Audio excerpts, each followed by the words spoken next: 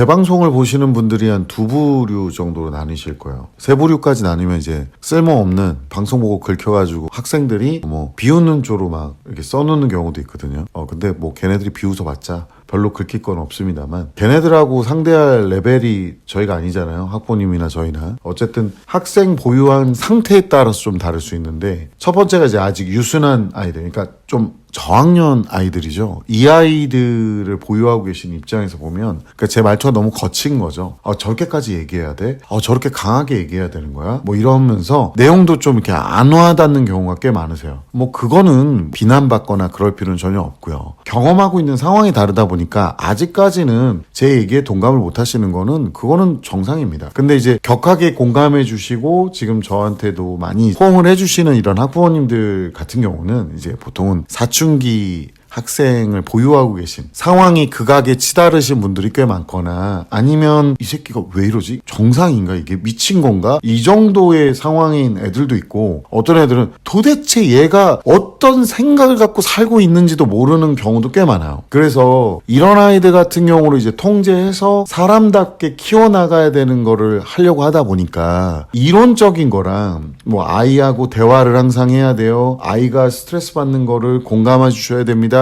이런 거보다 실전에서 사용할 수 있는 더 도움이 될 만한 실전 경험이 필요한 어머니들 입장에서 보면 도대체 어떻게 얘네들을 해야 되는가. 이거를 제 채널에서 많이 얘기를 하고 있으니까 그거에 대해서 막 격하게 공감을 하시고 참고를 하시는 분들도 계시더라고요. 뭐 제 영상을 들으시면서 하나하나 적어가면서 계시다는 분들도 있으세요. 모르겠어요. 요즘 아이들을 컨트롤할 때 가장 쉬운 방법이라고 저는 생각을 했던 게 제가 20대 때 이 직업을 시작을 했거든요. 그래서 어머님들하고 상담을 많이 했죠. 그때는 참 뭘 안다고 제가 상담을 드렸는지 모르겠는데 한 6년차, 7년차 들어가면서 사춘기에 들어서면서 잘 안 컨트롤되는 학부모님들의 스타일들이 보이기 시작하더라고요. 그래서 제가 솔직히 말해서 TV에 나오는 어떤 육아법이나 이런 거는 저는 그렇게 생각해요. 오은영 선생님의 육아법은 그 정신병적 질환을 앓고 있는 아이들한테 먹히는 부분이 좀 강하고요. 오은영 선생님이 직접 해야 되는 거예요. 그러니까 오은영 선생님의 솔루션 같은 걸 막 듣고 자기 나름대로 판단을 해서 거기에 빙의를 해서 본인이 처방을 잘못했다가는 뭐 다리에 쥐 났는데 쥐약 처방하는 거랑 비슷할 수 있습니다. 제가 봤을 때는 좀 현실성이 떨어진다는 게 일반인이 따라할 수 있는 솔루션은 많이 아니다. 그래서 어렸을 때부터 좀 빌드업을 시키시라고 많이 얘기를 해요. 왜냐면 어머님들이 대화를 많이 하시고 아이랑 좀 유하게 하셨던 분들, 그러다 보니까 아이한테 선택권을 자주 주셨던 분들이 시간이 지나면서 아이에 대한 주도권을 놓치고 아이를 컨트롤 못해요. 이분들의 성향 중에 또 뭐가 있냐면 꼭 그런 건 아닌데 높은 확률로 주변 사람들과의 소통을 굉장히 중요시 여겨요. 제가 관찰하다 보니까 뭐가 있었냐면 남자는 혼자 있어도 잘 놀 수 있는 분들이 꽤 많습니다. 여성분들은 혼자 있는 것보다 무리를 지어서 있는 걸 굉장히 좋아하세요. 그러다 보니까 또 거기서 오는 스트레스도 엄청 민감하게 받습니다. 그래서 왜 남편분하고 얘기하다 보면 사람과 사람 사이 관계에 막 얘기하다 보면 남편이 그걸 뭘 신경 쓰고 그러냐 이렇게 공감을 못하는 이유가 남자들은 보통 자기중심적으로 생각을 많이 하고요. 여성분들은 주변과의 관계에 대해서 생각을 많이 하시더라고요. 저는 이걸 비난하는 건 아니에요. 오해하시면 안 되고 어렸을 때부터 빌드업을 하라는 게 뭐냐면 뭐 이런 경우가 있잖아요. 어렸을 때 각인돼 있는 부모에 대한 어떤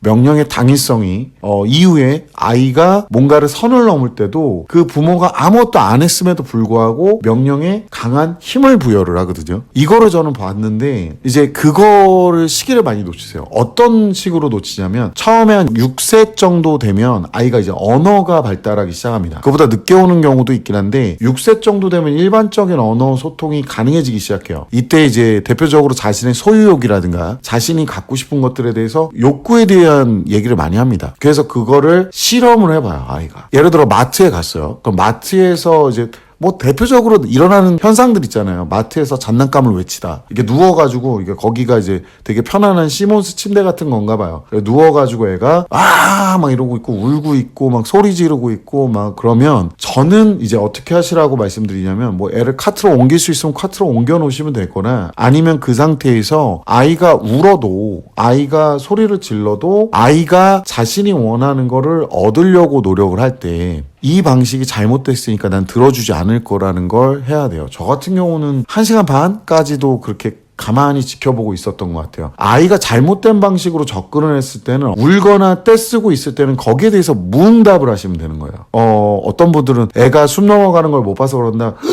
이러거든요. 나중에 울다가 막 숨을 일부러 얼굴 파랗게 질려가면서, 이것도 아이가 실험을 해보고 있는 거라고 보시면 됩니다. 그래서 진짜 숨 넘어가서 응급실을 가야 되는 상황이라면 정말로 오은영 박사님도 만나고 약을 먹어야 되는 상황이에요. 그 정도면 정신병입니다. 그러니까 일반적인 아이들이 그렇게까지 하지 않고요. 한번 먹혔던 방법이 안 먹히니까 이걸 더 강화해서 진행을 하는 거예요. 아빠들 같은 경우는 이제 화내고 소리 지르고 억압을 하는 경우도 있고요. 엄마 같은 경우는 주변에 너무 창피한 거야, 이게. 그러니까 이게 더 우선이 되다 보니까 빨리 처리하고 진이 빠지니까 그냥 넘어가려고 하는 거예요. 그리고 마트 가가지고 한두 시간씩 있을 수 있는, 그럴까요? 그럴 수 있는 부모님이 얼마나 여유가 될까요? 아이한테 확실히 주지시키는 거예요. 물어볼 수는 있지만 이런 식으로 잘못된 방식으로 접근하고 울거나 떼쓰거나 소리 지르는 방식으로는 본인이 원하는 걸 전혀 얻을 수 없다. 그리고 이 대상자는 절대로 그 부분에 대해서 굴복하지 않는다는 걸 어렸을 때 각인시켜 놓으면요, 시간이 지나도 그렇게 광란의 시간을 보내지 않습니다. 떼쓰고 난리피고 이상한 행동을 보일 때 보면 이걸 전문용어로 개지랄이라고 하죠. 이렇게 어렸을 때부터 빌드업을 하는 게 좋다. 오늘 얘기할 부분이 이런 부분이긴 한데 댓글을 읽어가면서 이야기를 해볼게요. 선생님, 저희 중2 딸이 수학학원 숙제 베끼다가 몇 번 걸렸는데 다시 안 그러겠다고 약속했는데, 다시 한번 얘기하지만 약속이라는 거를 지킬 수 있는 상황을 강제로 만드시는 게 좀 좋긴 하세요. 아이들을 믿을 필요가 별로 없다. 그래서 항상 의심의 눈으로 보고 계시기 좋아요. 여기도 지금 그런 얘기 하시잖아요. 몇 번 걸렸잖아요. 몇 번 걸렸는데 뭘 믿어요. 한 번이면은 뭐 실수나 아니면 잘못된 생각일 수 있는데 2번이 넘어가고 3번이 되면요, 고입니다. 일부러 그러는 거예요.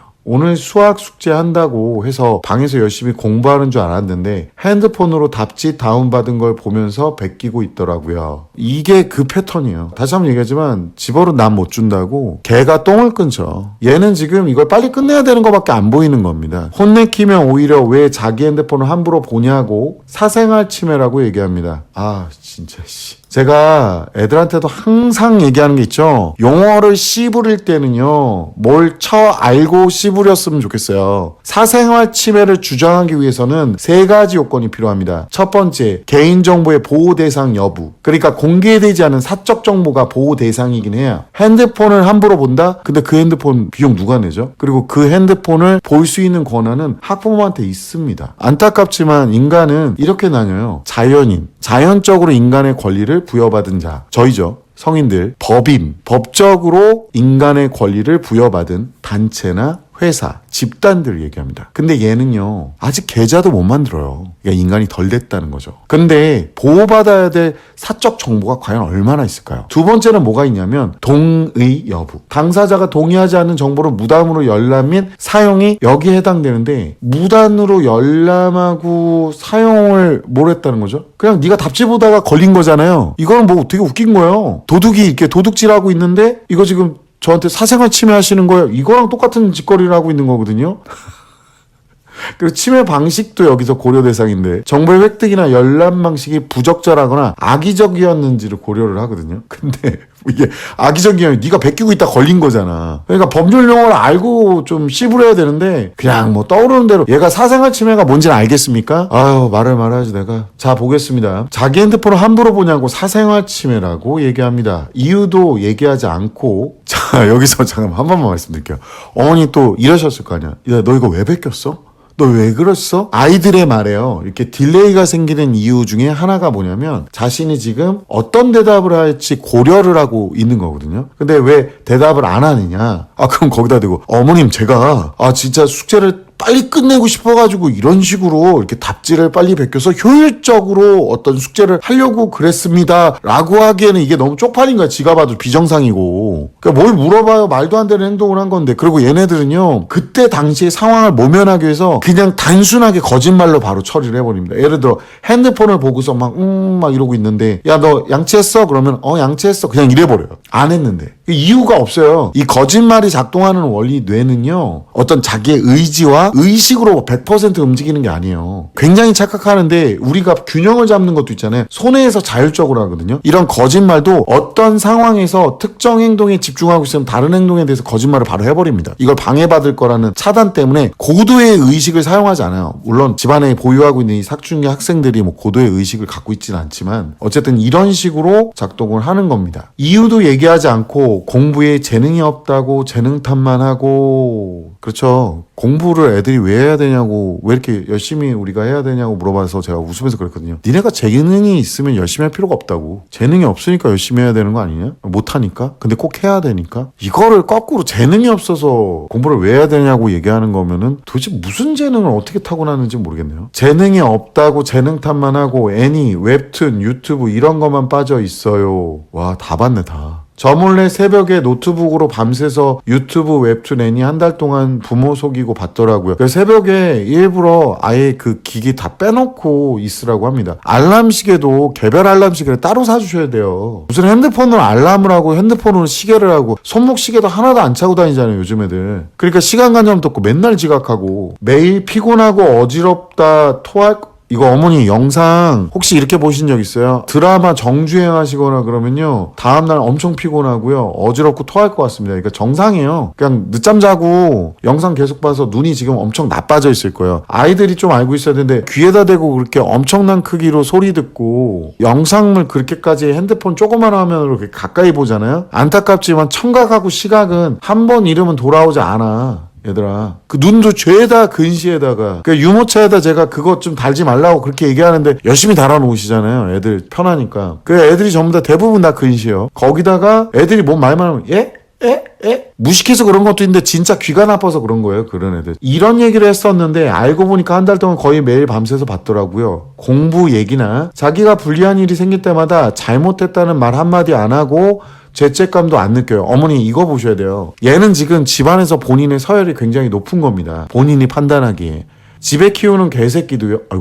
집에 키우는 강아지도요. 본인이 서열이 높다고 생각하면요. 그 밑에 있다는 사람한테는 물거나 으르렁대거나 짖어요. 그러니까 애들도 그런 걸 파악한다고요. 그래서 지금 엄마한테 죄송하다, 미안하다 얘기를 안 하는 겁니다. 나보다 서열이 낮기 때문에. 죄책감도 안 느껴요. 그것까지 생각할 겨를이 없어요. 왜? 얘 지금 중독 증세를 보이고 있는 거예요. 꼼꼼하게 컨트롤하고 제어를 시켜주셔야 되는 거야. 얘 말을 믿을 게 아니라. 의지하고 전혀 상관이 없어요. 의지라는 건요, 이 컨트롤을 제대로 받았고 뭔가 두려운 게 있고 무서운 게 있는 아이들이 어떤 제어에 대해서 수능을 하고 습관화를 잡을 수 있는 거지. 그래서 충동 억제 장애가 오게 되면 이거 정신병으로 가는 거거든요. 그렇게 되면 또 이제 이 얘기 듣고 뭐 애가 좀 실수한 것 같고 정신병적 얘기를 하냐. 제발 부탁인데 그렇게 좋아하시는 인터넷이나 유튜브 찾아보시면 압니다. 전문 서적에도 나오는 말인데 아이들이 이런 식으로 냅두게 되면 계속 도파민 중독, 충동에 대해서 계속 억제하는 걸 연습을 못 하잖아요. 충동 억제하는 기능 자체가 쇠퇴해버려요. 그러면 충동 억제 장애가 와버립니다. 충동 억제 장애 가장 큰 특징이 뭐냐면 남 탓을 엄청나게 합니다. 그리고 갑자기 화를 내거나 뭔가가 이루어지지 않았을 때 엄청난 우울감을 호소하기도 해요. 그 행동을 못하게 했을 때. 아이의 통제나 억제를 안 했을 때 이 이후에 아이의 천성하고 맞아떨어지면 이런 현상이 일어나는 겁니다. 잘못했다는 말 한마디 안 하고 죄책감도 안 느껴요. 알아서 하겠다고 하고 이건 내 맘대로 하겠으니까 꺼져 뭐 이런 거거든요. 세상에는 세 가지 부류 아이가 있어요. 첫 번째 아이는 사춘기를 경험하는 아이. 사춘기를 경험하는 아이는 좀 더 많은 조언과 타이름 이런 걸로 어느 정도 갱생이 됩니다.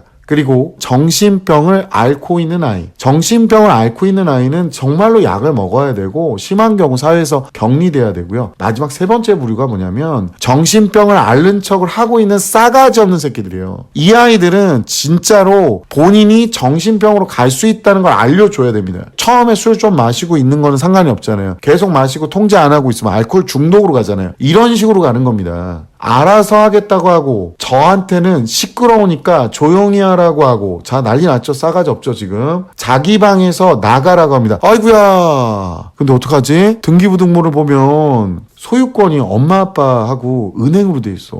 친구야 어떡하냐? 네 방이 아니야 그거. 어떡해 친구야 너 그지야 그냥. 네 방이 아니야. 너한테 빌려준 거지. 사용하라고 부모님이 특별히 허락해 주신 거지. 어머니 분명히 알고 계셔야 돼. 이건 싸가지가 없는 거예요. 부모님이 자기를 너무 통제한다면서 이 정도를 갖고 통제라고 얘기하면 얘 둘 중에 하나 선택할 거예요. 사회에 나가, 그러니까 학교나 사회생활 할 때는요, 두 부류가 있어요. 엄청나게 사회에 나가서 잘해. 집에서는 이런 등신이 개지랄을 다 합니다. 진짜로. 근데 밖에 나가면 정말 바르게 행동합니다. 요거는 나중에 가다 보면 본인 미천이 드러납니다. 결국에는 본인의 그 천박한 어떤 생각이나 사상이 다 드러나기 때문에 나중에 좀 더 친해지면 사람들이 다 떠나가요. 또 하나는 뭐냐, 바깥에 나가서 똑같이 하는 거야. 똑같이 하다가 진짜 개 박살이 나서 와요. 근데 여기서도 또 부모가 두 부류로 나눠요. 부모가 책임지고 죄송합니다 도계자 받고 계시는 분들도 있고, 애가 나가서 나쁜 행동을 똑같이 했는데 그걸 또 감싸. 이렇게 하면 그냥 애를 애로 남겨놓는 거예요. 그것도 그냥 애가 아니라 미친 애로 남겨놓는 거예요. 그래서 이런 아이들이 사회성이 진짜 박살이 납니다. 자기를 너무 통제한다면서 우울하다고 자살하고 싶다고 저한테 겁을 줍니다. 겁만 주는 거예요. 얘 삶에 대한 의지가 저렇게 유튜브 못 본 거랑 웹툰 못 본 거, 애니 못 본 거 너무 많기 때문에 얘는 삶에 여한이 많아서 함부로 못 갑니다. 근데 어쨌든간 우울증이 걸려있는 사람한테는요, 얼마나 자살 충동이 많이 오는지 이제부터 제가 유튜브 검색에 나올 수 있기 때문에 살자로 좀 바꿀게요. 그래? 구체적으로 언제 그런 생각이 들었고,